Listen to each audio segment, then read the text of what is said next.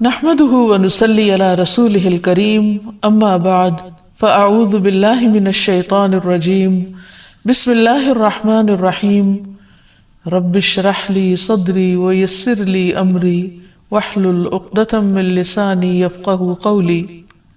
السلام علیکم ورحمۃ اللہ وبرکاتہ. اللہ سبحانہ تعالیٰ کی صفات الحی القیوم کا ذکر ہے. یہ بھی بہت زبردست صفات ہیں اور ان میں اللہ سبحانہ تعالیٰ کا اسم اعظم ہے جس کو پڑھنے سے دعائیں قبول ہوتی ہیں. اسی لیے ہم دیکھتے ہیں کہ بدر کے موقع پر جب حالات بہت تنگ تھے تو نبی صلی اللہ علیہ وسلم نے کن اسماء کو پکار کر دعا کی تھی؟ یا حی یا قیوم برحمتک استغیث. حضرت انس کہتے ہیں میں نبی صلی اللہ علیہ وسلم کے ساتھ تھا کہ ایک آدمی نے دعا کی اور کہا یا بدیع السماوات یا حی یا قیوم انی اسألک، اے آسمان کو عدم سے وجود میں لانے والے، اے زندہ، اے قائم رہنے والے، میں تجھ سے سوال کرتا ہوں، یعنی میں تجھ سے مانگتا ہوں اپنی ضرورت کی چیز. تو آپ نے فرمایا کیا تمہیں معلوم ہے کہ اس نے کس چیز کے ساتھ دعا کی؟ قسم اس کی جس کے ہاتھ میں میری جان ہے، اس نے اللہ کو اس نام کے ساتھ پکارا ہے کہ جب اس نام کے ساتھ اللہ کو پکارا جاتا ہے تو وہ دعا قبول کرتا ہے. تو آپ چاہتے ہیں کہ آپ کی دعائیں قبول ہوں تو یہ تینوں نام اپنے ریمائنڈرز میں لکھ لیجئے. جب بھی آپ چاہیں کہ آپ کی دعا قبول ہو تو پہلے اللہ تعالیٰ کو ان ناموں سے پکارے اور پھر دعا مانگیں. قیامت کے دن جب لوگ جنت میں چلے جائیں گے تو جمعے کے دن اللہ تعالیٰ اعلیٰ علیین سے اپنی کرسی پر نزول فرمائیں گے. پھر اللہ تعالیٰ کرسی کو نور کے ممبروں سے گھیر دیں گے، یعنی کرسی کے ارد گرد کیا ہوں گے؟ نور کے ممبر. نبی آئیں گے یہاں تک کہ اس پر بیٹھ جائیں گے نور کے ممبروں پر. پھر اللہ تعالیٰ ممبروں کو کرسیوں سے گھیریں گے. صدیق اور شہداء آئیں گے یہاں تک کہ وہ ان پر بیٹھ جائیں گے. پھر اللہ تعالیٰ اپنی کرسی پر چڑھیں گے، اس کے ساتھ شہداء اور صدیق بھی چڑھیں گے. یعنی اللہ سبحانہ تعالیٰ قیامت کے دن اپنے بندوں سے جس طرح ملاقات کریں گے اس کا ذکر یہاں کیا گیا ہے. صحیح الترغیب و ترغیب کی حدیث ہے. وَهُوَ الْعَلِيُّ الْعَظِيمُ، اور وہ بلند ہے، بہت عظیم ہے. اور حقیقت یہ ہے کہ اللہ سے بڑی کوئی بھی چیز نہیں. اس لیے ہمیں اللہ تعالیٰ کے ناموں کے ساتھ دعا مانگتے ہوئے خصوصاً تسبیح کرنی چاہیے. فسبح بسم ربک العظیم، قسم اس کی جس کے ہاتھ میں میری جان ہے، اس نے اللہ کو اس نام کے ساتھ پکارا ہے کہ جب اس نام کے ساتھ اللہ کو پکارا جاتا ہے تو وہ دعا قبول کرتا ہے. تو آپ چاہتے ہیں کہ آپ کی دعائیں قبول ہوں تو یہ تینوں نام اپنے ریمائنڈرز میں لکھ لیجئے. جب بھی آپ چاہیں کہ آپ کی دعا قبول ہو تو پہلے اللہ تعالیٰ کو ان ناموں سے پکارے اور پھر دعا مانگیں. یا حی یا قیوم برحمتک استغیث، یا حی یا قیوم برحمتک استغیث، یا حی یا قیوم برحمتک استغیث. اگر ہم کھانا کھا رہے ہیں تو ہم کیا سوچیں کہ اللہ رازق ہے، اللہ نے یہ رزق مجھے دیا ہے. پھر اسی طرح اگر ہمیں کوئی مشکل ہو رہی ہے تو اس کے ناموں کے ساتھ ہم اس کو پکاریں. یا حی یا قیوم برحمتک استغیث، اللہ کی رحمت کے ساتھ فریاد کریں. پھر اسی طرح زندگی کے جو مختلف کام ہیں ان کاموں کے ساتھ ہم اللہ تعالیٰ کی ان صفات کو ریلیٹ کرتے جائیں تو انشاءاللہ اس طریقے سے آپ کا ایک پرسنل لیول پر اللہ سبحانہ وتعالیٰ کے ساتھ ایک تعلق بن جائے گا. اس کو ایک چھوٹی سی مثال سے سمجھیں کہ جب آپ دنیا میں کسی انسان سے محبت کرتے ہیں، مثلا اپنے والدین سے، اور ان کی کچھ عادات آپ کے اندر آ جاتی ہیں تو پھر آپ مینشن کرتے ہیں وہ میری والدہ بھی تھی نا، وہ بھی اسی طرح ہی لوگوں کو کھانا کھلاتی تھی، وہ یوں صدقہ خیرات کرتی تھی، میرے والد تھے نا تو وہ ایسا کرتے تھے. یعنی آپ کا ایک کنیکشن ہوتا ہے، جو کام آپ کر رہے ہوتے ہیں نا اس کو کنیکٹ کر لیتے ہیں اپنے پیاروں کے ساتھ. تو ذرا اس سے اور اوپر اٹھ جائیں. یعنی جو بھی آپ کام کر رہے ہو تو ساتھ ساتھ اللہ کو یاد کریں. ایک تو یہ کہ اللہ سبحانہ وتعالیٰ کی ہستی کو یاد کرنا، محسوس کرنا، اور ایک یہ کہ اس کی صفات کے ساتھ، اس کے ناموں کے ساتھ.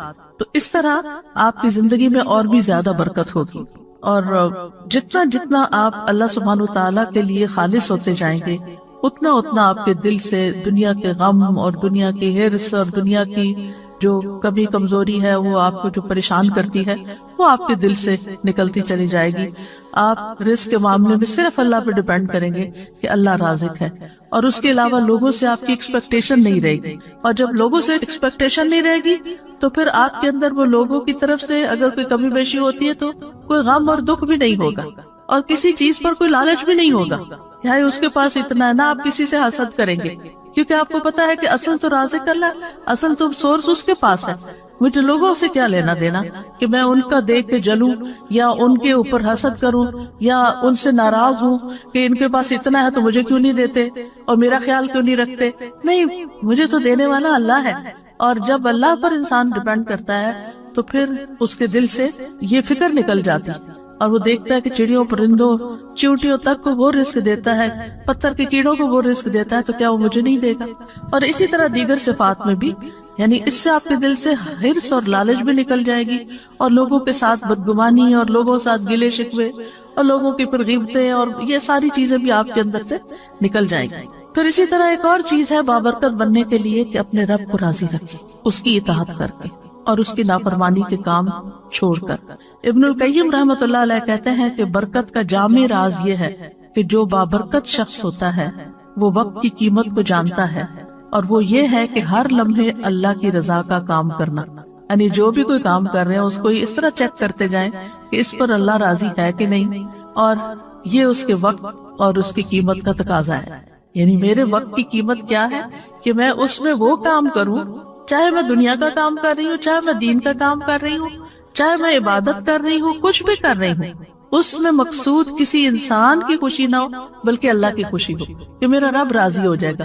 اور جب رب راضی ہو جائے گا تو آپ دیکھیں گے کہ بندے بھی آپ سے راضی ہو جائیں گے. اللہ تعالیٰ جس بندے سے راضی ہوتا ہے نا، اس کے لیے دنیا میں رضا اتار دیتا ہے اور پھر بندے بھی اس سے راضی ہو جاتے ہیں. لیکن اگر اللہ راضی نہیں ہے تو پھر لوگوں کو آپ کتنا بھی راضی کرنے کی کوشش کریں، اللہ کو بھول کر چھوڑ کر، تو وہ راضی نہیں ہو سکتے. پھر اسی طرح یہ ہے کہ جب انسان اللہ کو راضی کرنے کے لیے کوشش کرتا ہے تو پھر وہ لوگوں کی تعریف کو منتظر نہیں رہتا کہ کون مجھے پوچھتا ہے، کون مجھے اپریشیٹ کرتا ہے، کون میرے لیے بڑی بڑی باتیں کرتا ہے. اور پھر انسان کو اس بات کی فکر لگ جاتی ہے کہ اللہ کی نگاہ میں میرا مقام کیا ہے اور میری وہاں بھی قبولیت ہے یا نہیں.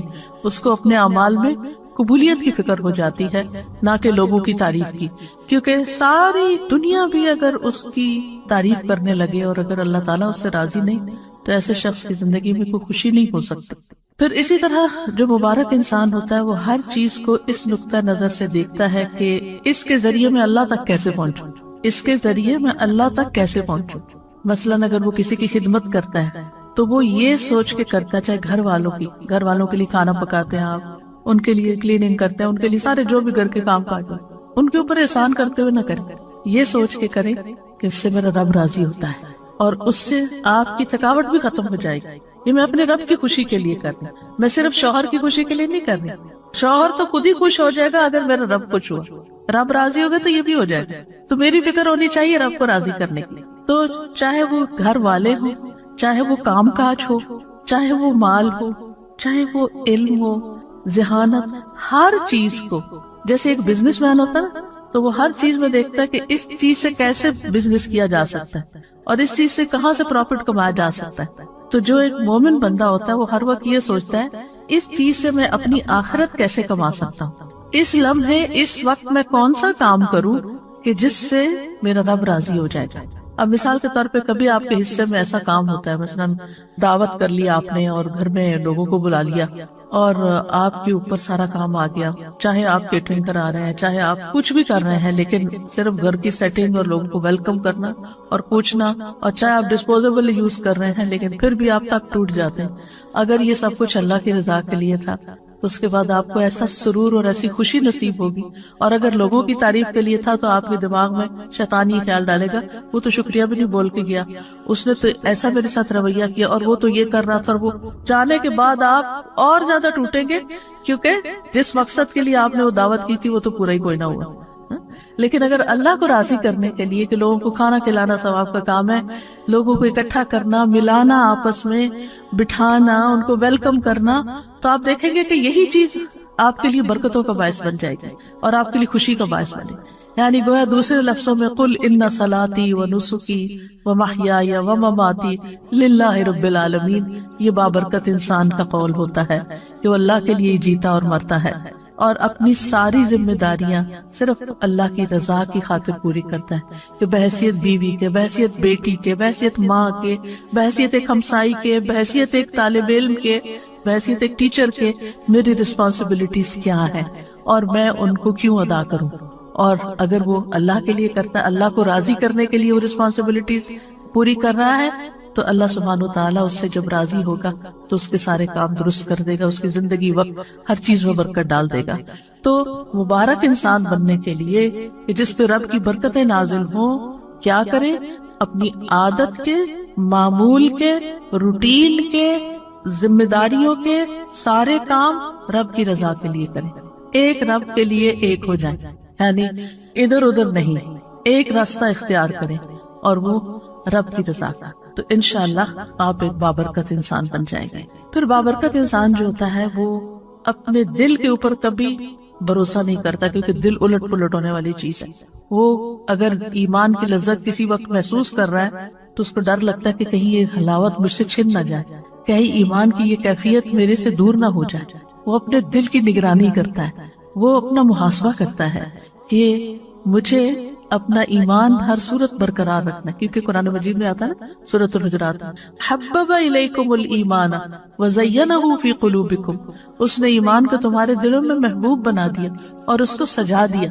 تو وہ اس خوشی کو جو اندر محسوس کرتا ہے ایمان کی، وہ اس کو کسی قیمت پر کھونا نہیں چاہتا اور دل کے پلٹنے سے خوف کھاتا ہے، اور اسی لیے دعا کرتا ہے ربنا لا تزغ قلوبنا بعد اذ ہدیتنا وہب لنا من لدنک رحمہ انک انت الوہاب، اور یا مقلب القلوب ثبت قلبی علی دینک. پھر اسی طرح اگلی بات یہ ہے کہ بابرکت بننے کے لیے وہ بابرکت لوگوں جیسے کام کرتا ہے. یہ موٹی موٹی نکات اگر آپ نوٹ کر لیں گے نا اپنے پاس تو انشاءاللہ کبھی ریویژن میں آپ کو یہ چیزیں یاد آئیں گی تو پھر دوبارہ سے انسان ان چیزوں کو کرنے لگتا ہے. یعنی بابرکت بننے کے لیے بابرکت لوگوں جیسے اعمال. جیسے ہم نے دیکھا کہ انبیاء میں اللہ تعالیٰ نے برکت رکھی، نبی صلی اللہ علیہ وسلم میں برکت رکھی، اور اسی طرح آپ کے جو ساتھی تھے صحابہ کرام ان کے اندر اللہ سبحانہ وتعالیٰ نے برکت رکھی. تو وہ کیا کام کرتے تھے؟ مثلا موسیٰ علیہ السلام کے بارے میں اللہ سبحانہ وتعالیٰ فرماتے ہیں وَاذْكُرْ فِي الْكِتَابِ مُوسَىٰ إِنَّهُ كَانَ مُخْلَصًا وَكَانَ رَسُولًا نَبِيًّا. کتاب میں موسیٰ کا ذکر کیجئے، یقیناً وہ خالص کیا ہوا تھا، یعنی اخلاص تھا ان کے اندر، اور ایسا رسول جو نبی تھا. تفسیر سعدی میں ہے موسیٰ علیہ السلام اپنے تمام اعمال، اقوال اور نیت میں اللہ تعالیٰ کے لیے مخلص تھے. وہ بابرکت تھے نا، تو ان جیسا کام کیا کرنا ہے کہ اپنے قول، فعل، نیت میں خالص ہونا ہے. کیونکہ اعمال کی قبولیت کی شرط ہی کیا ہے؟ انما الاعمال بالنیات. پھر اسی طرح یہ ہے کہ بابرکت انسان لوگوں سے تعریف نہیں چاہتا اور اس کو کام کر کے فخر نہیں ہوتا، بلکہ اس کی قبولیت کی دعا کرتا ہے. جیسے ابراہیم علیہ السلام نے اور اسماعیل علیہ السلام نے کعبہ تعمیر کیا، اللہ کا گھر، اور اس کے بعد کیا دعا کی؟ وَإِذْ يَرْفَعُ إِبْرَاهِيمُ الْقَوَاعِدَ مِنَ الْبَيْتِ وَإِسْمَاعِيلُ رَبَّنَا تَقَبَّلْ مِنَّا إِنَّكَ أَنْتَ السَّمِيعُ الْعَلِيمُ.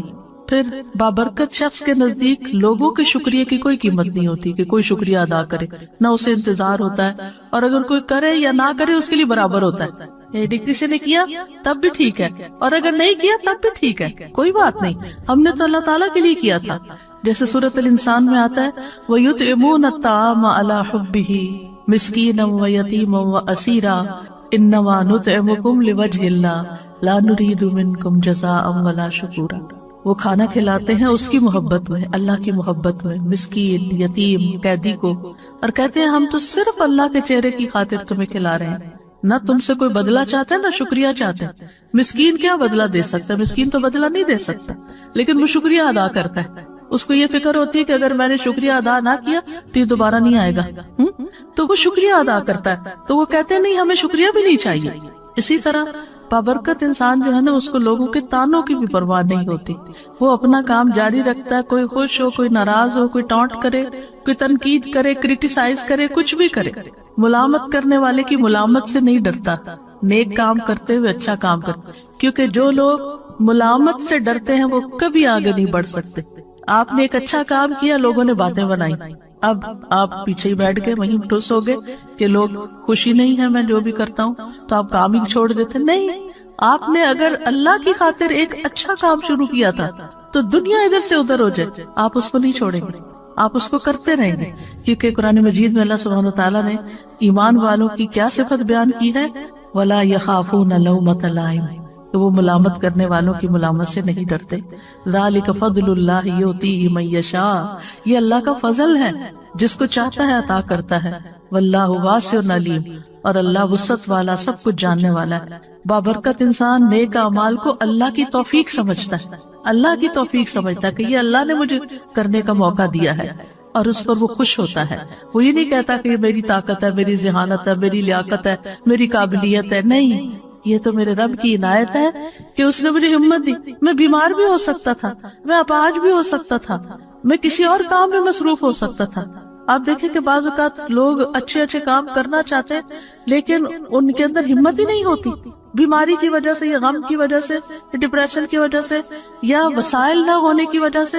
اگر اللہ نے آپ کو گاڑی دی ہے، چلانے کی توفیق بھی دی ہے، اور اس پر بیٹھ کے آپ جاتے ہیں، اچھے اچھے کام کرتے ہیں، تو یہ اللہ نے آپ کو دیا ہے، اور اس پر اللہ سے راضی ہونا اور اس پر خوش ہونا اور شکر کرنا کہ اللہ تو نے موقع دے دیا کہ میں کسی کے جنازے میں پہنچ گیا، میں کسی بیمار کی خدمت کے لیے پہنچ گیا، میں کسی کام میں والنٹیئر کرنے کے لیے پہنچ گیا۔ تو وہ نہ کسی پہ احسان جتاتے، نہ تعریف چاہتے، نہ شکریہ چاہتے ہیں، بلکہ اور شکر گزار ہوتے ہیں کہ میرے رب نے مجھے یہ توفیق عطا کی ہے۔ اور اسی طرح جیسے کہ ہم دیکھتے ہیں سورۃ ہود میں آتا ہے نا کہ پیغمبر نے کہا کہ میں ان اريد الا الاصلاح ما استطعت، کہ میں تو اصلاح ہی کرنا چاہتا ہوں جتنی میری ہمت ہے، وما توفیقی الا باللہ، مجھے اس کام کی صرف توفیق اللہ ہی دیتا ہے۔ علیہ توکلت و الیہ انیب، اسی پر میرا بھروسہ ہے اور اسی کی طرف میں رجوع کرتا ہوں۔ اسی لیے جو مبارک انسان ہوتا ہے اس کے منہ پر لا حول ولا قوت الا باللہ ہوتا ہے کہ یہ ساری توفیق اللہ ہی نے مجھے دی ہے، نہ کسی چیز کو پھیرنے کی قوت ہے اور نہ ہی کسی کام کے کرنے کی قوت ہے، لا حول ولا قوت الا باللہ۔ اور پھر آپ دیکھیں کہ جب اذان کے حی علی الصلاۃ اور حی علی الفلاح کے جواب میں ہم کہتے ہیں لا حول ولا قوت الا باللہ، تو اس کا کیا مطلب ہوتا ہے کہ اللہ ہی کی دی ہوئی توفیق سے ہم نماز کی طرف بڑھ سکتے ہیں، اللہ کی دی ہوئی توفیق سے ہی ہم کامیابی کی طرف بڑھ سکتے ہیں۔ پانچویں چیز یہ ہے کہ مبارک شخص لوگوں کو خیر پہنچاتا رہتا ہے، لوگوں کو بھی بابرکت بناتا ہے، یعنی وہ صرف اپنے لیے برکتیں نہیں سمیٹتا بلکہ دوسروں کی ہیلپ کرتا ہے کہ وہ بھی مبارک بن جائیں، اور اس کے لیے وہ لوگوں کو خیر کی تعلیم دیتا ہے۔ ابن القیم رحمہ اللہ کہتے ہیں کہ آدمی کی برکت یہ ہے کہ وہ جہاں بھی ہو خیر کی تعلیم دے، جس کے ساتھ بھی گل مل کر رہے اس کے ساتھ خیر خواہی کرے، جہاں بھی جس کے ساتھ بھی اس کو خیر کے کام میں لگا دے، اس کو کوئی اچھا مشورہ دے دے، اس کو کسی راہ لگا دے، کوئی اچھی چیز بتا دے، کیونکہ ایسے شخص کے لیے ساری مخلوق دعائیں کرتی ہے۔ رسول اللہ صلی اللہ علیہ وسلم نے فرمایا اللہ اور اس کے فرشتے اور آسمان اور زمین والے، یہاں تک کہ چیونٹیاں اپنے سوراخ میں اور مچھلیاں اس شخص کے لیے جو نیکی اور بھلائی کی تعلیم دیتا ہے خیر و برکت کی دعائیں کرتی، خیر و برکت کی دعائیں کرتی۔ لا یصلون علی معلم الناس الخیر، اس سے بڑھ کر اور کیا چاہیے؟ تو یاد رکھیے برکت کے لیے ضروری نہیں ہوتا کہ کام کوانٹٹی میں بہت زیادہ ہو، یہ بھی کر لوں، وہ بھی کر لوں، وہ بھی کر لوں، وہ بھی کر لوں، اور کسی چیز کو بھی کوالٹی کے ساتھ، یہ نہیں ہوتا۔ برکت میں چھوٹا سا کام بھی جو آپ نے اخلاص کے ساتھ کیا ہے، اچھے طریقے سے کیا ہے، خوبصورتی کے ساتھ کیا ہے، اس کا کہیں زیادہ نتیجہ بڑا نکل سکتا ہے بنسبت اس کے کہ بہت سارے کام کر کے ہماری امی کہتی تھی چگل کے رکھ دیے۔ پتہ نہیں آپ نے لفظ کبھی سنا کہ نہیں، یعنی چگل کے رکھ دیے مطلب یہ ہے کہ کوئی اس میں کوالٹی نہیں ہے اور کوئی خوبصورتی نہیں اس کے اندر۔ تو اس لیے جب یہ بات ہوتی ہے نا کہ خیر کی بات بتانے والے کے لیے مچھلیاں دعائیں کرتی ہیں اور ساری چیونٹیاں اور یہ سب دعائیں کرنے لگتے ہیں، اور اگر یہ ساری مخلوق دعائیں کرنے لگے تو پھر ہم کتنے خوش قسمت ہو جائیں۔ تو آپ اپنے بچوں کے ساتھ کچھ شیئر کر سکتے ہیں، اپنے دوستوں کے ساتھ کچھ شیئر کر سکتے ہیں۔ مثلاً آپ کو ایک لیکچر آج سنا ہے، اس میں سے صرف ایک بات آپ کو یاد رہے گی، اونلی ون۔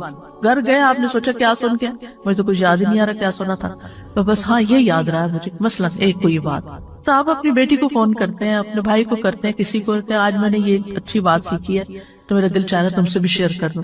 دیکھیں ہم سب کے الحمدللہ بہت سارے رشتے دار ہیں، بہت سارے دوست ہیں، اور ضروری نہیں کہ ایک ہی بندے کے پیچھے روز پڑ جائیں، کبھی کسی کو، کبھی کسی کو، کبھی کسی کو. اس سے کیا ہوگا کہ کبھی کبھی پھر کسی کو بات سننے کو ملے گی. اور اس کے ساتھ اگر الحمدللہ اگر روز بھی موقع اپنے بچوں کو بٹھا کے سکھانے کا ملتا ہے تو انشاءاللہ گھر میں بھی برکت ہوگی، کیونکہ علم کی مجلس جو ہے گھر کے اندر بھی، تو وہ ایز اے فیملی بھی اگر آپ بیٹھ کے چاہے میاں بھی بیٹھ کے 2 لوگ پڑھ رہے ہیں کوئی چیز تو وہاں بھی برکت نازل ہوتی ہے. ابن قیم کہتے ہیں کہ فائدہ پہنچانے والا شخص ہی بابرکت ہوتا ہے. جو چیز سب سے زیادہ فائدہ پہنچاتی ہے وہ سب سے زیادہ بابرکت ہوتی ہے. اور لوگوں میں سے بابرکت انسان وہ ہے جو جہاں بھی جاتا ہے اس سے فائدہ اٹھایا جاتا ہے. سبحان اللہ. ہم نے اس بات کو شیطانی اثر میں کتنا غلط رنگ دیا ہوا ہے کہ لوگ مجھے یوز کرتے ہیں. سبحان اللہ. یعنی کہ میں لوگوں کو یوز نہیں کرنے دوں گی. اللہ کی خاطر یوز ہو جائے تو اس سے بڑی خوش قسمتی کیا ہے. کر لیں یوز. آپ کو آپ اپنی خوش قسمتی سمجھیں کہ آپ کسی کام کے ہیں، آپ فائدہ پہنچا سکتے ہیں. آپ کی جگہ کوئی اور نہیں ہے، وہ آپ ہیں کہ جس سے لوگ فائدہ اٹھاتے ہیں. اس پر اللہ کا شکر ادا کریں اور خوش ہو جائیں اور سمجھتے ہوئے. بعض اوقات یہ ہوتا ہے نا لوگ اس میں انڈر لائن مسکرا بھی رہے ہوتے ہیں کہ اچھا اس سے بے وقوف بناؤ اس کو، اور آپ کو سمجھ آ رہی ہوتی ہے کہ یہ آپ کو بے وقوف سمجھ رہے ہیں تو کوئی بات نہیں، جو مرضی سمجھے. وہ کل میں نے کہا تھا نا کہ اخلاق کے 10 درجوں میں سے 9 جو ہے وہ تغافل سے تعلق رکھتے ہیں. اگنور کرنا، سنی انسنی کر دینا، دل پہ نہ لینا، معاف کر دینا، جانے دینا، جواب نہ دینا. دیکھ گھر میں لڑائی فساد کیوں ہوتا ہے؟ کسی نے ایک چھوٹی سی بات کی، ہم نے اس سے 2 سنائی، وہ لڑائی شروع ہو گئی. اگر کسی نے 1 سنائی ہے، چاہے آپ کو کتنی بھی کڑوی لگی ہے، آپ جواب نہیں دیتے تو لڑائی تو نہیں بڑھے گی، فساد تو نہیں ہوگا. تو اگر دوسرا شخص غلط کر رہا نا تو آپ بھی اچھا نہیں کر رہے. اس نے آگ لگائی، آپ نے تیل ڈالا، اور اگر آپ نے تیل ڈالا تو نتیجہ کیا نکلا؟ بہت بڑا الاؤ بھڑک اٹھا. لیکن جو شخص سن کے چپ کر جاتا ہے، ادھر سے ادھر نکل جاتا ہے، اگنور کر دیتا ہے، تغافل کر دیتا ہے، جیسے اس کو پتہ ہی نہیں چلا، بے وقوف ہے وہ، تو کیا فرق پڑتا ہے؟ آپ ہیں تو نہیں نا، آپ کو تو اپنا خود پتا ہے کہ آپ نہیں ہیں. لیکن اگر دوسرے کی ناسمجھی ہے تو وہ اس کی ناسمجھی ہے. بعض اوقات لگتا ہے کہ لوگ پھر میرے اوپر چڑھائی نہ کر دیں یا مجھے یہ نہ سمجھیں کہ مجھے کوئی جواب نہیں دینا آتا، تو ہم تابڑ توڑ جواب دیے چلے جاتے اور بحث کہیں ختم ہی نہیں ہوتی. اور اس میں بعض اوقات پھر ناراضگیاں بھی ہو جاتی ہیں، غصہ بھی ہو جاتا ہے، بد اخلاقی بھی ہو جاتی ہے. ہم مبارک تو نہ رہے. ہم کہیں گئے، اس گھر میں لڑ جھگڑ کے نکل آئے، ہم کوئی مبارک انسان ہے؟ کسی کو خوشی دے کر آئے، کسی کو تکلیف دے کے آئے. لیکن بات کہاں سے شروع ہوتی ہے؟ کسی کی چھوٹی سی بات. اور بعض اوقات کوئی بیمار ہوتا ہے، کوئی بوڑھا ہوتا ہے، کوئی بچہ ہوتا ہے، کوئی ناسمجھ ہوتا ہے، کوئی بے وقوف ہوتا ہے. وہ تو اپنی بے وقوفی میں کوئی بات کر رہا ہوتا ہے اور آپ اس سے بڑے بے وقوف بن گئے. آپ نے اس کو سچ سمجھ لیا اور اپنے اوپر لے لیا اور اپنا اتنا بڑا ری ایکشن ظاہر کیا اور کیے کرائے پہ پانی پھیر دیا. کیونکہ ہماری لڑائیاں انہی لوگوں سے ہوتی ہیں جن کے لیے ہم بہت کچھ کر رہے ہوتے ہیں، جن کے لیے ہم بہت زیادہ کر رہے ہوتے ہیں نا. پھر ہماری کیا توقع ہوتی ہے کہ یہ ہمیں ریٹرن کرے، یہ ہماری عزت تو کرے کم از کم، یہ ہمارا شکریہ تو کرے. اور جب وہ نہیں کرتے، اس کی بجائے کو بات سنا دیتے، پھر تو آپ توبہ ہی کریں کہ نتیجہ کیا نکلے گا. پھر اسی طرح بابرکت انسان کی خوبی کیا ہے کہ وہ دوسروں کو بھی نیک کاموں کی ترغیب دیتا ہے، شوق دلاتا ہے. جیسے اللہ سبحانہ وتعالیٰ فرماتے ہیں قرآن مجید میں، یا ایھا النبی حرض المؤمنین علی القتال، اے نبی مومنوں کو قتال پر ابھاریے، یعنی موٹیویٹ دیم. تو یہ نبی صلی اللہ علیہ وسلم کے زمانے میں تھا، اور آپ بھی اور صحابہ بھی یعنی کہ لوگوں کو ترغیب دیتے تھے اچھے کاموں کی. لیکن اس کے برعکس مشرکین کے بارے میں قرآن کیا فرماتا ہے؟ کلا بل لا تکرمون الیتیم ولا تحاضون علی طعام المسکین، ہرگز ایسا نہیں، بلکہ تم یتیم کی عزت نہیں کرتے اور نہ تم آپس میں مسکین کو کھانا کھلانے کی ترغیب دیتے، ایک دوسرے کو کہتے نہیں. تو اس کا کیا مطلب ہے کہ ایک وہ ہے کہ جو نیکی کی ترغیب دیتا ہے اور ایک وہ جو نہیں دیتا. تو قرآن نے کنڈیم کیا ہے ان لوگوں کو جو نیک کاموں کی ترغیب نہیں دیتے. سورۃ ماؤن میں کیا آتا ہے؟ ولا یحض علی طعام المسکین. اللہ تعالیٰ اس کو کنڈیم کر رہا ہے کیا کہ وہ مسکین کو کھانا کھلانے کی ترغیب نہیں دیتا، دوسروں کو نہیں کہتا. پھر اسی طرح یہ ہے کہ بعض اوقات ہمارے اپنی وسعت میں کوئی کام کرنا نہیں ہوتا، لیکن ہم دوسرے کو بتا سکتے ہیں کہ دیکھو وہ فلاں جگہ یہ اس کام کی ضرورت ہے، میرے پاس گاڑی نہیں، تم جا سکتی ہو، تم جا کے کر لو. تو آپ نے صرف بتایا. تو الدال علی الخیر کفاعلہ، کسی کو نیکی کے کام کا رستہ دکھانے والا ایسا جیسے اس نے خود کر لیا. اس کی اپنی جینوئن ریزن تھی، کسی وجہ سے نہیں گیا، لیکن اس نے کسی کو فون کر دیا. نبی صلی اللہ علیہ وسلم کے پاس کبھی کوئی کچھ لینے کے لیے آتا، مانگنے کے لیے، تو آپ فرماتے کہ اس کی سفارش کرو تاکہ تمہیں بھی اجر مل جائے. سبحان اللہ، یہ ہے برکت میں مبارک انسان کہ وہ سارا ثواب خود ہی نہیں لوٹ رہا، وہ کسی اور کو بھی ساتھ شامل کرتا ہے کہ اچھا میں نے تو دینا ہی ہے، جو اللہ چاہے گا اپنے نبی کے ہاتھ سے دلوائے گا، لیکن تم اشفعوا تؤجروا، اس کی شفاعت کرو، سفارش کرو، اجر پاؤ. صرف سفارش کر کے تم اجر پا سکتے ہو، اور ہم ہو تو الٹا منع ہی کرتے، اس کو نہ دینا، یہ روز مانگنے آ جاتا ہے. لیکن یہ کہ نبی صلی اللہ علیہ وسلم تو دینے والوں میں سے تھے. اسی طرح نیک کاموں کی طرف دوسروں کی رہنمائی کر دیں. ایک شخص نبی صلی اللہ علیہ وسلم کے پاس سواری مانگنے آیا، تو آپ کے پاس سے اسے کوئی سواری نہ ملی جو اسے منزل تک پہنچاتی.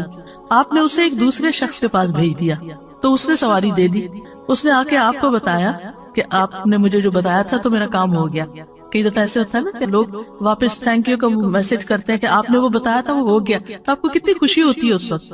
تو آپ صلی اللہ علیہ وسلم نے اس وقت فرمایا بھلائی کی طرف رہنمائی کرنے والا ثواب میں بھلائی کرنے والے کی ہی طرح ہے. سواری اس نے دی، ثواب ان کو بھی ملا کیونکہ انہوں نے راستہ دکھایا تھا، وہاں چلے جاؤ. یعنی کبھی آپ صدقہ نہیں کر سکتے، آپ کے پاس نہیں ہوتا، آپ افورڈ نہیں کر سکتے، یا اس وقت آپ کے پاس نہیں ہوتا، تو آپ کسی کو کہہ دیتے کہ دیکھو یہاں صدقہ کر دو. کئی دفعہ ایسا ہوتا ہے نا کہ یوٹیوب پہ تو آج کل بہت فنڈ ریزنگ کے اشتہار آتے، کوئی اسلامی لیکچر لگائے اس کے شروع میں ڈونیٹ کا کچھ، کہیں کوئی اسلامک سینٹر بن رہا ہے، کہیں کوئی روہنگیا میں مسئلہ ہے، کہیں یمن میں لوگوں کو کھانا چاہیے، یعنی ہر جگہ کچھ نہ کچھ. تو کوشش کیا کرے کہ ہر جگہ کچھ نہ کچھ ڈال دیں. کہیں کوئی مسجد بن رہی ہے، کہیں کچھ بھی، وہ نہیں آپ کو جانتے، لیکن آپ اپنا حصہ ڈال دیا کریں. اچھا اب میرے جیسے جو کریڈٹ کارڈ نہیں ہے کسی کے پاس، تو آپ کسی کو لنک بھیج سکتے ہیں کہ دیکھو یہ میرا خیال ہے بہت اچھا موقع ہے نیکی کرنے کا. اپنے بچوں کو کہیں جو کماتے ہیں ان کو کہیں کہ بیٹا یہ اس میں ڈال دو، ان کو ایڈریس بھیج دیں، کچھ کریں تاکہ اور لوگ بھی اس کام میں شریک ہو جائیں. اب وہ جو بھی کریں گے، چاہے ایک اینٹ وہاں رکھیں گے، وہ آپ کا بھی ثواب اس اینٹ کا مل جائے گا ساتھ. تو ایک دوسرے کو نیکی کے کاموں کی جگہ بتانا جو ہے یہ بھی ایک بہت بڑی نیکی ہے. اور خاص طور پر جب اللہ سبحانہ وتعالی نے آپ کو مال عطا کیا ہو تو اس مال کے اثرات آپ کے اپنے اوپر بھی نظر آنے چاہیے، آپ کے لباس میں، کپڑوں میں، رہن سہن میں. اور اس کے علاوہ دائیں بائیں خرچ بھی کریں، رشتہ داروں کو بھی دیں، غریبوں مسکینوں کو بھی دیں، دوست احباب کو بھی دیں. علم ہے تو وہ اسی طرح آپ کے اپنے اوپر عمل نظر آنا چاہیے، اور اس کے علاوہ دائیں بائیں لوگوں کو سکھائیں بھی. اسی طرح اگر کوئی اللہ نے منصب آپ کو دیا ہے، کہیں آپ کی کوئی بات سنی جاتی ہے اور کچھ لوگ آپ سے سفارش کرانے آتے ہیں، تو اس کو یہ نہ کہے کہ یہ تو روز کا ہی کام بن گیا ہے.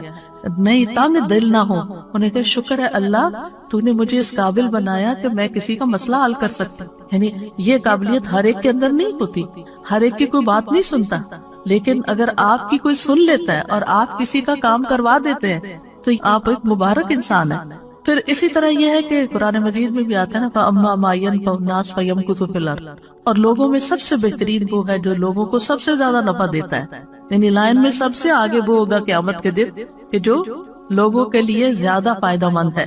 ابن عمر کہتے ہیں ایک آدمی نبی صلی اللہ علیہ وسلم کے پاس آیا اور کہا اللہ کے رسول کون سے لوگ اللہ کو زیادہ پیارے ہیں اور کون سے اعمال اللہ کو زیادہ پسند ہیں؟ تو رسول اللہ صلی اللہ علیہ وسلم نے فرمایا وہ لوگ اللہ تعالیٰ کو زیادہ محبوب ہیں جو دوسرے لوگوں کے لیے سب سے زیادہ فائدہ مند ہوں، اور اللہ عز و جل کے نزدیک سب سے زیادہ پسندیدہ اعمال یہ ہیں کسی مسلمان کو خوش کرنا یا کسی کی تکلیف دور کرنا. آپ کو پتا چل رہا ہے کہ کوئی پین میں ہے اور آپ کو کچھ نہ کچھ سوج رہا ہے، لیکن آپ کہتے ہیں وہ جانے، اس کا کام جانے، میں کیوں بتاؤں. نہیں، آپ اپنی طرف سے سجیسٹ کر دیں، پھر اس کی مرضی وہ آپ کا مشورہ لے یا نہ لے. یا کسی کا قرضہ ادا کر دینا یا اس کی بھوک دور کر دینا. جس نے اپنے غضب کو روک لیا، غصہ روک لیا، اللہ اس کی خامیوں پہ پردہ ڈال دے گا. اور جو آدمی اپنے غصے کو پی گیا باوجود اس کے کہ وہ چاہتا تو نافذ کر سکتا تھا، تو اللہ تعالیٰ قیامت کے دن اس کے دل کو امیدوں سے بھر دے گا. جو اپنے بھائی کے ساتھ اس کی ضرورت پوری کرنے کے لیے چلا یہاں تک کہ اسے پورا کر دیا، اللہ اس کو اس دن ثابت قدم رکھے گا جس دن قدم ڈگمگا جائیں گے. پھر اسی طرح لوگوں کو توحید سکھائیں، جس طرح نبی صلی اللہ علیہ وسلم نے ابن عباس کو وہ کلمات سکھائے تھے جب آپ کے ساتھ گدھے پہ سوار تھے. آپ نے فرمایا اے لڑکے میں تجھے چند کلمات سکھا رہا ہوں، تم اللہ کے احکام کی حفاظت کرو، اللہ تمہاری حفاظت کرے گا. اللہ کے احکام کی حفاظت کرو، تم اسے اپنے سامنے پاؤ گے. جب مانگو اللہ سے مانگو، یہ بچوں کو سکھا دینا چاہیے. چھوٹی سی چیز بھی چاہیے پھر اللہ تعالیٰ سے مانگو. جب مدد چاہو اللہ سے مدد چاہو. جان رکھو ساری دنیا مل کے تمہیں کوئی فائدہ دینا چاہے نہیں دے سکتے مگر وہ جو اللہ نے تمہارے لیے لکھ دیا، اور سب مل کے نقصان دینا چاہے نہیں دے سکتے مگر وہ جو اللہ نے تمہارے لیے لکھ دیا۔ قلم اٹھا لیے گئے، صحیفے خشک ہو گئے۔ اسی طرح مصیبت آنے پر لوگوں کو اچھی نصیحت کریں، اللہ کے تقوی کا حکم دیں، صبر کی نصیحت کریں۔ جیسے نبی صلی اللہ علیہ وسلم ایک قبر کے پاس سے گزر رہے تھے اور روتی ہوئی عورت کو دیکھا تو آپ نے اس کو نصیحت کی۔ اور پھر اسی طرح یہ ہے کہ غم میں، ڈپریشن میں، اداسی میں، دکھ میں دوسروں کو امید دلائیں کہ یہ دن گزر جائیں گے، حالات اچھے ہو جائیں گے، سب ٹھیک ہو جائے گا، اور پھر اس کو مصیبت پر صبر کا اجر بھی بتائیں کہ کتنا بڑا اجر اور ثواب ہے تمہارے لیے جو اللہ نے تمہیں اس امتحان میں ڈالا ہے، تم اللہ سے راضی رہو۔ پھر اسی طرح یہ ہے کہ بابرکت لوگوں کا ساتھی بنے۔ ایک اور قدم کیا ہے؟ بابرکت لوگوں کا ساتھی بنے۔ اب آپ کے ہمیں تو کوئی سمجھ نہیں آتی، یہاں تو کوئی دنیا میں بابرکت ہمیں مل نہیں رہا، لیکن الحمدللہ ہمارے سلف صالحین میں بہت لوگ بابرکت، ان کی سیرت پڑھیں، ان کی بکس پڑھیں، جو کام انہوں نے کیے۔ آپ یقین کریں کہ آپ کا دل اتنا بڑا ہو جائے گا، آپ حیران ہو جائیں گے کہ میں کن باتوں میں الجھی ہوئی ہوں، میں کن باتوں پہ رو رہی ہوں، اتنی پیٹی چیزوں کے اوپر پریشان ہوں اور لڑائی ڈال کے رکھی ہوئی ہے، یہ تو کوئی بات ہی نہیں ہے۔ آج مجھے کسی نے آرٹیکل بھیجا امام ابن تیمیہ کے بارے میں کہ کتنی دفعہ وہ جیل میں گئے تھے، 7 دفعہ جیل میں گئے تھے۔ امام ابن تیمیہ کا فتاوی آپ نے دیکھو تو 35 والیوم میں، اور اس کے علاوہ بھی کئی کتابیں۔ اتنا علمی کام کیا اور لوگ ان کے پیچھے پڑے رہتے، یعنی جو لوگ بڑے کام کرتے ہیں ان کے حاسد بھی بہت ہوتے، تو ہر تھوڑے دن کے بعد جا کے حاکم کے پاس شکایت کر کے ان کو جیل بھجوا دیتے تھے، اور جب وہ وہاں جاتے وہاں وہ اور کتابیں لکھ لیتے تھے۔ اور آپ کو معلوم ہے لاسٹ ٹائم جو وہ جیل میں گئے تھے کتنی دفعہ قرآن پڑھا تھا؟ 80 بار قرآن پڑھا تھا۔ ہم نے ساری زندگی میں 80 بار نہ پڑھا ہوگا۔ اس طرح وقت کو استعمال کیا۔ آپ دیکھیے کہ جب انسان ایسے لوگوں کے حالات پڑھتا ہے کہ 7 دفعہ جیل میں گئے، تو پھر آپ کو اپنی پریشانی کیا لگتی ہیں؟ بہت چھوٹی لگتی ہیں نا۔ یعنی انسان کے اوپر کبھی کبھی ایسا ہوتا ہے نا کہ حالات تنگ ہونے لگتے ہیں، کوئی ادھر کی پریشانی ادھر کی ٹو مچ۔ اس وقت کیا کرنا چاہیے؟ ایسی کتابیں پڑھنی چاہیے جس سے پتہ چلے کہ آپ سے پہلے جو بابرکت لوگ تھے، کیونکہ بابرکت اس لیے کہتے ہیں کہ ان سے خیر بہت پھیلی، لوگوں کو فائدہ بہت پہنچا، اس لیے بابرکت کہتے ہیں۔ تو ان کی زندگیوں میں کتنی پریشانیاں آئیں اور انہوں نے کس طرح ان کو جھیلا، اور انہوں نے ان کو کچھ نہیں سمجھا اور وہ آگے نکل گئے۔ تو ایسے لوگوں کے حالات زندگی پڑھیں اور ان کے ساتھ رہیں، ایسی کمپنی اختیار کریں، ان کی سیرت اپنائیں، ان سے دلی تعلق رکھیں، ان سے محبت کریں، کیونکہ ایسے لوگوں کی محبت جو ہوتی ہے وہ بھی خوشی دیتی ہے، کیونکہ نیک لوگوں سے محبت عرش کے سائے تلے جگہ دے گی، نور کے ممبروں پہ ہوں گے ایسے لوگ، ایمان کے کامل ہونے کی دلیل ہے۔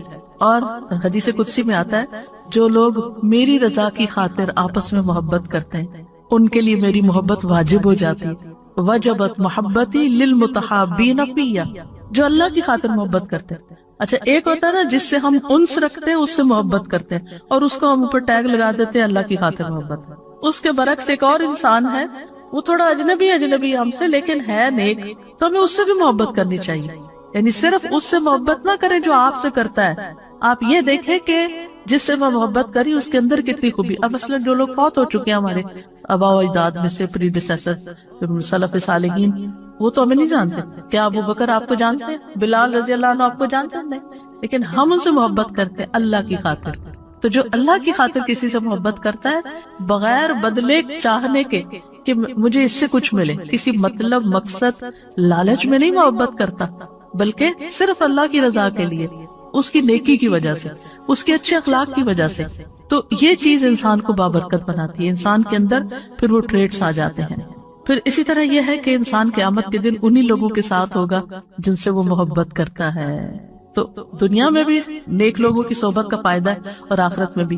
امام مالک سے کسی نے پوچھا مجھے ایسا عمل بتائیے جو مجھے جنت میں داخل کر دے، تو انہوں نے کہا صالحین کی محبت کو اپنے اوپر لازم کر لو، ہو سکتا ہے کہ اللہ تعالیٰ ان میں سے کسی کے دل کو جھانکے اور اس میں تمہارا نام لکھا ہو اور اللہ تمہیں بخش دے اور جنت میں داخل فرما دے۔ یعنی صالحین کی محبت دنیا میں بھی انسان کو نیکی کی طرف لاتی ہے اور آخرت میں بھی انسان کو کامیابی کی طرف لائے گی۔ پھر ساتویں چیز یہ ہے کہ گڑ گڑا کے دعائیں کرنا کہ اللہ برکتیں دے، اللہ کے سامنے عاجزی اختیار کرنا، گریہ وزاری کرنا، جیسے نبی صلی اللہ علیہ وسلم نے غزوہ بدر کے موقع پر کی تھی۔ 8ویں چیز ہے مبارک بننے کے لیے بہت زیادہ شکر گزار ہونا، شکار رب جعلنی لک شکارن لک ذکارن لک رہابن. یہ شکار ہونے کی جو خصوصیت ہے، پر ہر چیز پہ شکر، نعمت پہ بھی شکر اور تکلیف پہ بھی شکر، شکر ہی شکر، شکر ہی شکر، شکوہ نہیں، نو کمپلینٹس، نو کمپلینٹس. جس حال میں اللہ نے رکھا ہے، جو دیا ہے، جو بھی ہے. آپ یقین کریں کہ جب انسان کی زندگی آگے بڑھتی ہے تو پیچھے کے حالات کو دیکھتا ہے تو انسان کہتا ہے شکر ہے الحمدللہ کہ وہ فلاں چیز اس وقت نہیں ہوئی. اس وقت تو بہت برا لگتا ہے، لیکن بعد میں انسان کو سمجھ آتی ہے کہ تو اچھا ہوا تھا. لیکن عقل مند کون ہے اور فائدہ مند کون ہے؟ جس نے اس وقت جب اس کو تکلیف پہنچی تھی شکر کر لیا تھا کہ اللہ اس میں بھی کوئی خیر ہوگی. پھر اسی طرح یہ ہے کہ بابرکت انسان اللہ کی نعمت کو اپنی کرامت نہیں سمجھتا، یعنی اللہ تعالیٰ کا فضل سمجھتا ہے. یعنی بعض اوقات ایسا ہوتا ہے نا کہ انسان کے ساتھ کچھ اچھی چیزیں پیش آنے لگتی تو انسان سمجھتا ہے بڑا نیک ہو گیا ہوں، آپ نے کوئی چیز سوچی ہو گئی یا کچھ اس طرح کے. تو اس طرح کی چیزیں جو ہے نا یہ راز میں ہونی چاہیے کہ آپ کو کوئی ایسا خواب آ جاتا ہے. لوگ بہت انسسٹ کرتے ہیں نا کوئی خواب سنائے اچھا سا، یا کبھی آپ کو پوچھتے ہیں آپ کو کبھی فلاں نظر آیا، یہ ہوا. اگر کوئی بھی اللہ نے آپ کو چیز دکھائی ہوئی ہے تو ان چیزوں کو راز میں رکھیں، راز آپ کے اور اللہ سبحانہ وتعالیٰ کے بیچ میں ہو. کیونکہ یہ جو کرامتوں کا اظہار کرنا ہوتا ہے نا، میرے ساتھ یہ بھی ہوا اور یہ بھی ہوا اور یہ بھی، یہ انڈائریکٹلی اپنے آپ کو بڑا ثابت کرنا ہوتا ہے کہ میں اللہ کا بڑا پیارا ہوں، میری قدر کرو. تو اس سے بھی بچنا چاہیے. یعنی اللہ نے اگر آپ کے اوپر کوئی فضل کیا ہے، کوئی انعام کیا ہے تو اس پر شکر ادا کریں، نہ کہ اس کو اپنی کرامت سمجھیں. پھر اسی طرح یہ ہے کہ برکت کو بڑھانے کے اسباب کیا ہے، یعنی برکتیں کیسے بڑھیں. خلاصہ کر دیتی ہوں. سب سے پہلی چیز ہے ایمان اور تقویٰ. اللہ تعالیٰ فرماتے ہیں سورۃ الاعراف 96 میں، اور اگر واقعی بستیوں والے ایمان لے آتے اور تقویٰ اختیار کرتے تو ہم ضرور ان پر آسمان اور زمین سے بہت سی برکتیں کھول دیتے، لیکن انہوں نے جھٹلایا تو ہم نے انہیں اس کی وجہ سے پکڑ لیا جو وہ کمائی کرتے تھے. تو ایمان اور تقویٰ برکتیں لانے کا سبب ہے. پھر قرآن کی قرأت اور اس پر تدبر اور عمل، یہ برکت کا سبب ہے. سورۃ صاد میں اللہ تعالیٰ فرماتے ہیں جو کتاب ہم نے آپ کی طرف نازل کی ہے بڑی برکت والی ہے تاکہ لوگ اس کی آیات میں غور و فکر کریں اور اہل عقل اس سے سبق حاصل کریں.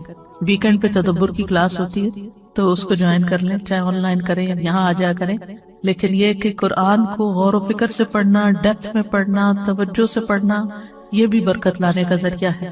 سورۃ الانعام میں اللہ تعالیٰ فرماتے ہیں وَهَذَا كِتَابٌ أَنزَلْنَاهُ مُبَارَكٌ فَاتَّبِعُوهُ وَاتَّقُوا لَعَلَّكُمْ تُرْحَمُونَ. اور یہ ایک کتاب ہے جسے ہم نے نازل کیا ہے، بڑی برکت والی ہے، بس اس کی پیروی کرو، یعنی اس کو فالو کرو، اس پہ عمل کرو اور تقوی اختیار کرو تاکہ تم پہ رحم کیا جائے. پھر قرآن کے اوپر عمل کے نتیجے میں اعمال میں برکت ہو جاتی ہے، یعنی ہمارے کاموں میں برکت ہو جاتی ہے.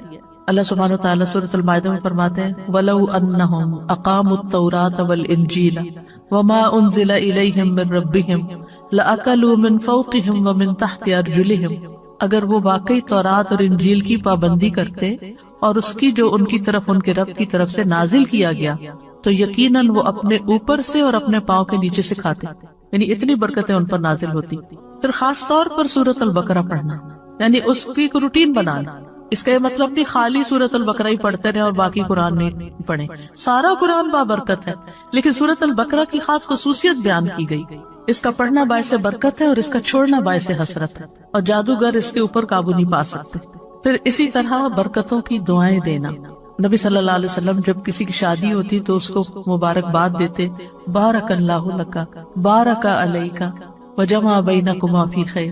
اللہ تمہیں برکت دے، تم پہ اپنی برکت نازل فرمائے اور تم دونوں کو خیر کے ساتھ اکٹھا رکھے. بچہ پیدا ہو تب برکت کی دعا، کسی کا کھانا کھائیں کھلائیں، یعنی ہر وقت ان کے اندر برکتوں کی دعا. اور اسی طرح سلام جو ہے السلام علیکم ورحمۃ اللہ وبرکاتہ، تحیۃ مبارکۃ. پھر اسی طرح خرید و فروخت میں سچائی اختیار کرنا. خرید و فروخت میں سچائی یعنی فیئر ڈیلنگ بزنس کے اندر، تو اس میں انشاءاللہ جو بھی پروفٹ ہوگا تھوڑا یہ زیادہ اس میں برکت ہو جائے گی. اسی طرح جو ڈیوٹی آپ کی ہو، کام ہو، جاب ہو، اس کو صحیح طور پر انجام دینا، تو اس کی آمدنی میں آپ کے لیے برکت ہو جائے گی. پھر اسی طرح دن کے پہلے حصے پہ کام کرنا، صبح کے وقت، وہ برکت والا وقت ہے، اور اس وقت اس کے لیے دعا ہے اللہم بارک لی امتی فی بکورہا. پھر اپنے اوقات کو منظم کرنا، یعنی ہے فیضر کام نہیں کرنا، کبھی یہ کر لیا کبھی وہ کر لیا. نہیں اس سے برکت نہیں ہوتی.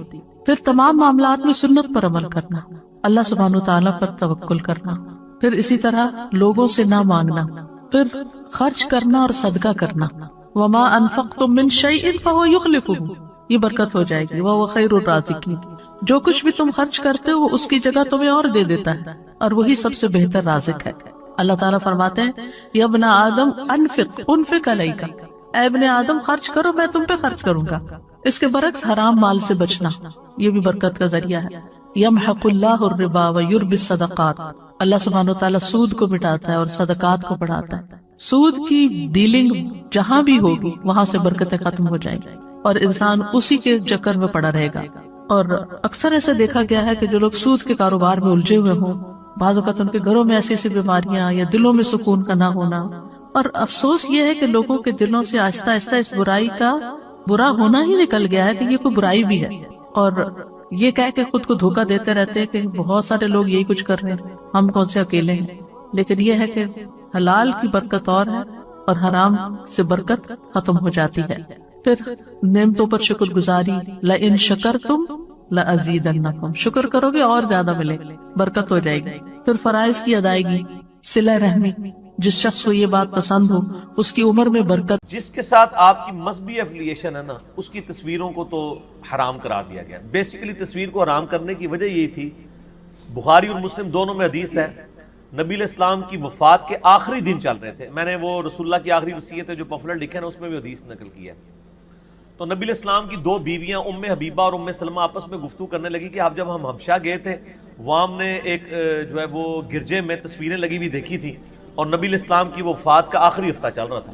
آپ صرف اس بیماری کے عالم میں آپ متوجہ ہوئے اور آپ نے فرمایا یہی تو ان کے اندر بربادی تھی کہ ان میں جب کوئی نیک آدمی مر جاتا تھا اس کی قبر کے اوپر مسجد بنا لیتے تھے، پھر اس میں اس کی تصویریں لٹکا دیتے تھے. اللہ کے حضور یہ بدترین مخلوق ہوں گے. تو نبی علیہ السلام نے شرک کی بنیادی تصویروں کو قرار دیا ہے کہ قبر مزار بنانا، ادھر تصویریں لٹکانا، اس کے ساتھ عقیدت وابستہ. اسی وجہ سے تصویریں حرام تھی.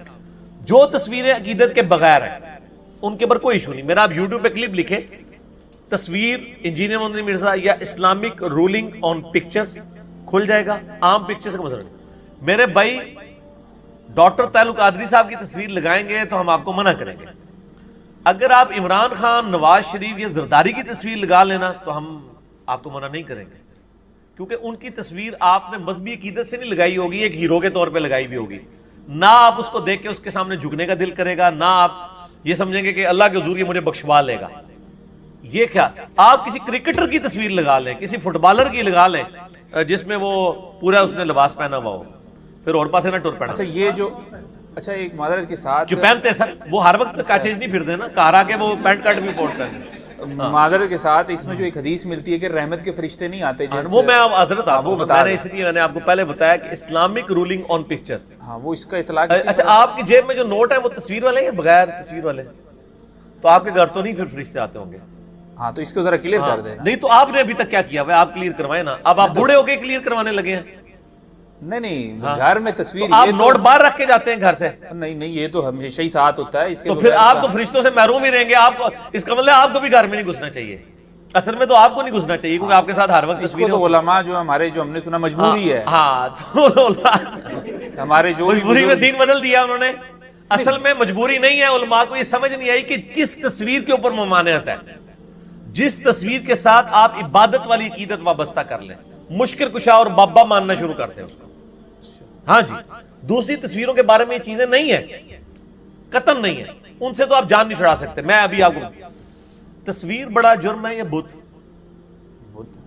تو اگر گھر میں بت رکھے جا سکتے ہیں؟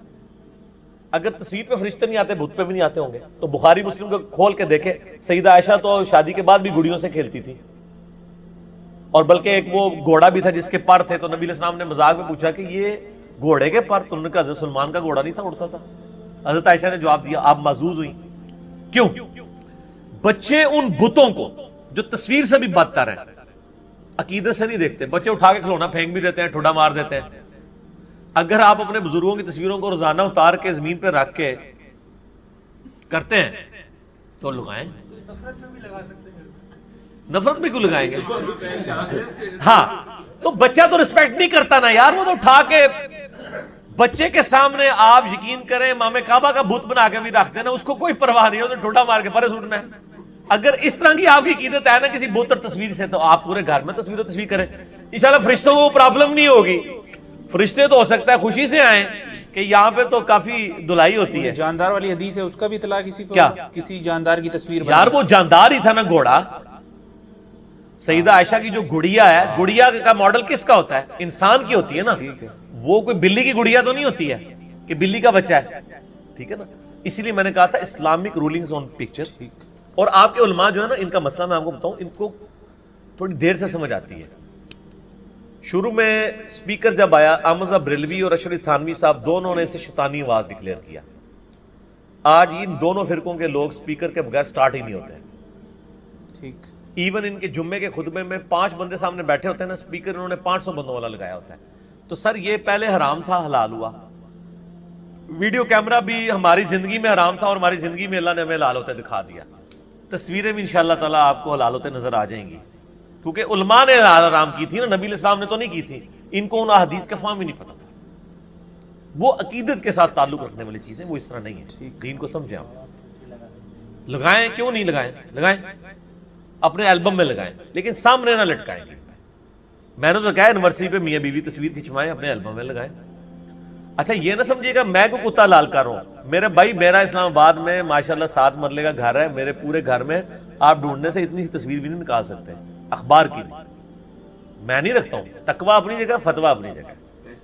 ہاں میاں بیوی کی تصویر جی نہیں، نوٹ تو ہے نا، وہ تو ان کے علماء نے اجازت دے دی، اس پہ تو اجماع ہو گیا نا۔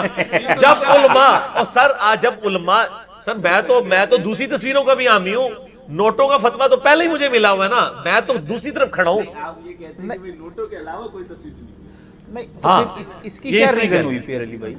جی اگر اسی نہیں، نوٹوں کے علاوہ جب مجھے آپ گھر سے باہر نکال دیں گے نا تو آپ کو نوٹ بھی نہیں ملیں گے، نوٹ میری جیب میں ہوتے ہیں۔ اس کی ریزن پھر کیا ہوئی کیا کہ لٹکا نہیں سکتے؟ وہ جی ایک چیز عالم سر، وہ اس لیے کہ رسپیکٹ ہے۔ آپ کو پتا ہے فقہ حنفی کا یہ پیٹ مسئلہ ہے، چلیں اب آپ کو میں فقہ حنفی سے سمجھاتا ہوں نا، آپ کو اس سے پہلے ایک مثال لے لیں، میں اپنی بیوی کی رسپیکٹ نہیں کر سکتا لٹکا کے؟ نہیں کیوں کریں گے؟ رک جاؤ نا یار، لٹکا کے بیوی کو لٹکانے لگے آپ؟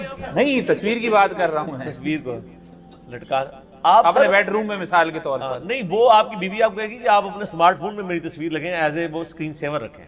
اچھا ہاں بیوی کو ڈائریکٹ دیکھیں اپنے بیڈ روم، نہیں وہ دوسرے شہر میں ہوں گے نا تو پھر میرا خیال ہے وہی ہوگا، ٹھیک ہے نا۔ اب وہ دیکھیں نا، وہ بات بڑی اہم آئی تھی میرے ذہن میں، ادھر آ گئی۔ فقہ حنفی کا یہ پیٹ مسئلہ ہے کہ آپ اگر کسی ایسے مصلی پہ نماز پڑھیں جس پہ تصویر بنی ہو تو بلا کراہت نماز جائز ہے۔ آگے ریزن لکھی ہے، یہ بارش شریف کھول کے پڑھ لیں۔ کہتے ہیں اس لیے کہ جب آپ اس کو مصلی پہ تصویر کو ڈالتے ہیں نا تو آپ اس کو پاؤں کے نیچے روند رہے ہوتے ہیں، وہ رسپیکٹ کا مقام نہیں ہوتا۔ ویسے آپ کو یہ بتاتے ہیں سامنے تصویر لگی ہو تو مکروہ تحریمی نماز واجب الاعادہ ہے، وہ کہتے ہیں وہی تصویر آپ کے مصلی پہ آ جائے تو نماز بلا کراہت جائز ہے، کیونکہ وہ رسپیکٹ کے مقام پہ نہیں۔ یہ فقہ حنفی کا مسئلہ، یہ بزرگوں کا صدیوں سے چل رہا ہے، تو یہ میں نے نہیں بدلا ہوا، یعنی صدیوں سے ہی تصویر کے مسئلے میں لوگوں کا یہ عقیدہ تھا کہ اگر وہ رسپیکٹ کے مقام پہ ہے تو حرام ہے، اور اگر رسپیکٹ کے مقام پہ نہیں ہے۔ اور میں آپ نے نوٹ والا حملہ کیتا ہے نا، میرے نوٹ پتہ کتنے ہوندے جے؟ شلوار دی جیب وچ، رسپیکٹ دی مقام تے نہیں میں رکھے ہوندے۔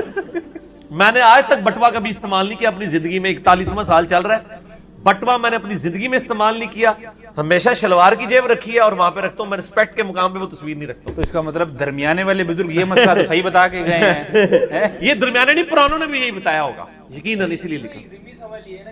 چلیں آپ کو تو جواب مل گیا، ہم نے رسپیکٹ کے مقام پہ نہیں رکھی ہوئی۔ وہ تو غلط ہے جی، ہم کہتے ہیں کہ وہ آپ نہ کریں، وہ تو یقیناً ہم اس کو کنڈیم کرتے ہیں، خانہ کعبہ ہو یا روضہ شریف کا ہو نہ رکھیں، غلط نہ کریں، ضرورت ہی نہیں ہے۔